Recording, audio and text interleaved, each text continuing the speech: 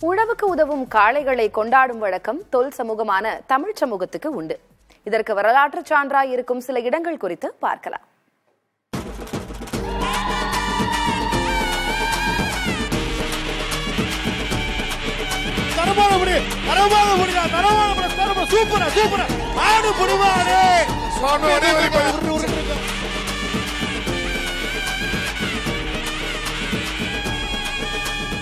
தமிழ்நாட்டில் நீலகிரி, விழுப்புரம், திருவண்ணாமலை பகுதிகளில் கரிக்கையூர், செத்தவரை, நல்லான்பிள்ளை பெற்றாள், அணைப்பட்டி, குறிஞ்சிநகர் ஆகிய இடங்களில் இந்த ஓவியங்களை காணலாம்.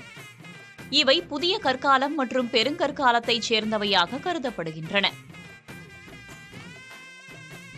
சங்க இலக்கியமான கலித்தொகையில் முல்லைக்கலி பகுதியில் 7 பாடல்கள் காளைகளை அடக்கி பெண்ணை திருமணம் செய்வதை குறிக்கின்றன.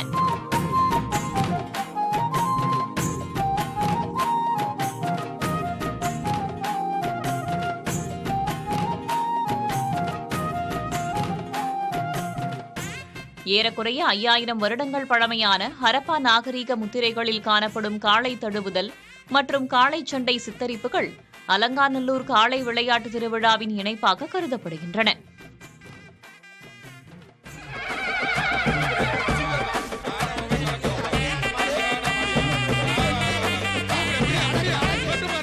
சிந்து முத்திரைகளில் காணப்படும் சில குறியீடுகள் பெருங்கற்கால மற்றும் கீழடி மண்பாண்டங்களிலும் காணப்படுவதாகவும் ஆய்வாளர்கள் தெரிவிக்கின்றனர்.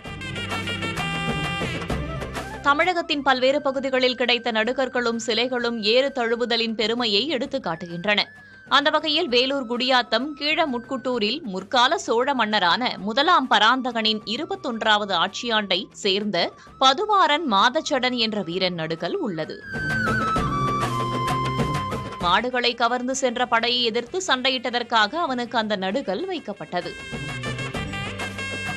சேலம் ஆத்தூர் பெத்தநாயக்கன்பாளையம் கிராமத்தில் 16வது நூற்றாண்டைச் சேர்ந்த நடுகல்லில் கோவூர் கங்கன் என்பவர் எருதாட்ட விளையாட்டில் பங்கேற்று மாடு முட்டியதில் காயம்பட்டு இறந்ததால் அவரின் நினைவாக நடுகல் வைக்கப்பட்டுள்ளது.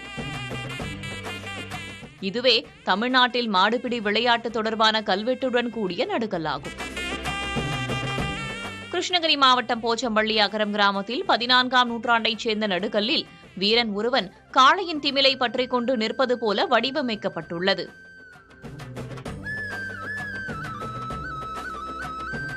திருவண்ணாமலை மாவட்டம் கலசபாக்கம் வட்டம் கங்காபுரம் கிராமத்தில் 17வது நூற்றாண்டைச் சேர்ந்த நடுகல் கண்டறியப்பட்டுள்ளது. அதில் வீரன் ஒருவன் அலங்கரிக்கப்பட்ட காளை ஒன்றின் திமிலை பிடித்து அடக்குகின்ற காட்சி சித்தரிக்கப்பட்டுள்ளது. கிருஷ்ணகிரி மாவட்டம் போச்சம்பள்ளி 17ஆம் நூற்றாண்டைச் சேர்ந்த நடுகல்லில் காளை ஒன்றை வீரன் ஒருவன் அதன் திமிலை பிடித்து அடக்குவது போல காட்சிப்படுத்தப்பட்டுள்ளது. சேலம் அருங்காட்சியகத்திலே ஒரு கல்வெட்டு இருக்கிறது. அந்த கல்வெட்டிலே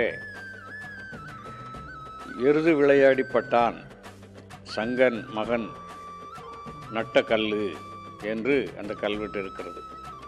எனவே அதனுடைய கல்வெட்டுடைய காலம் சுமார் 400 ஆண்டுகளுக்கு முந்தையதாகும். அதில் ஒரு வீரன், ஒரு மாட்டினுடைய உருவம், துப்பாக்கி ஒன்றும் இடம்பெற்றிருக்கும். எனவே இப்படியாக இலக்கியம், சிந்து சமவெளி முத்திரை, நடுகல் என்ற வகையில் இந்த ஜல்லிக்கட்டு தமிழர் வாழ்வோடு இரண்டர கலந்திருக்கிறது என்பதை நாம் பார்க்கிறோம். இதேபோல சேலம், கிருஷ்ணகிரி பகுதிகளில் ஏறு தழுவுதல் தொடர்பான வீரனின் சிற்பங்கள், நடுகற்கள் ஏராளமாக கிடைத்துள்ளன.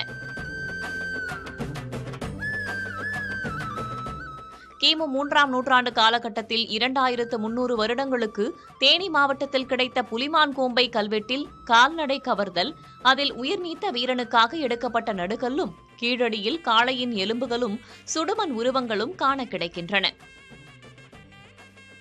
பண்டைய காலத்தில் இருதிணை மக்களை இணைத்ததுதான் ஜல்லிக்கட்டு என்கிறார் கல்வெட்டு ஆய்வாளர் ஹாரூன் பாஷா.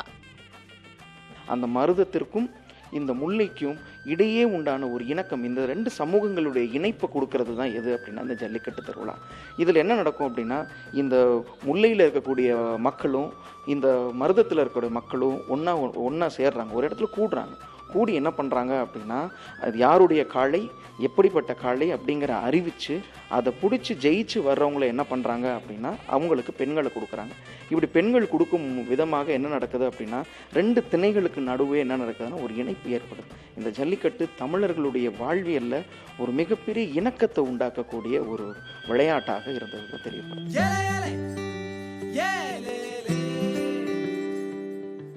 தமிழ்நாட்டின் பல்வேறு பகுதிகளிலும் பல்வேறு விதங்களில் காளை அடக்கும், குறிப்பாக ஏறு தழுவுதல் என்பது நடைபெறுகிறது.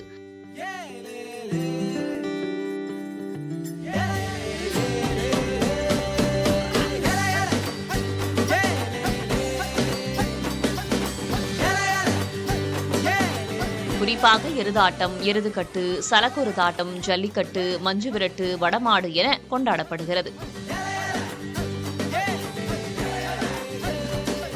கிட்டத்தட்ட 2500 ஆண்டுகளாக காளையோடு தமிழர்களுக்கான இணக்கம் இன்றளவும் சான்றுகளாக தொடர்கிறது.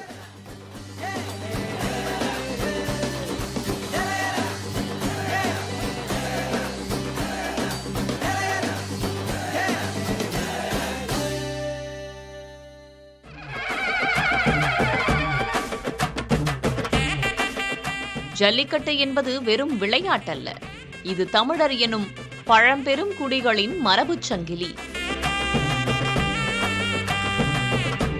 புதிய தலைமுறைக்காக ஒளிப்பதிவாளர் லட்சுமணனுடன் செய்தியாளர் மணிகண்ட பிரபு.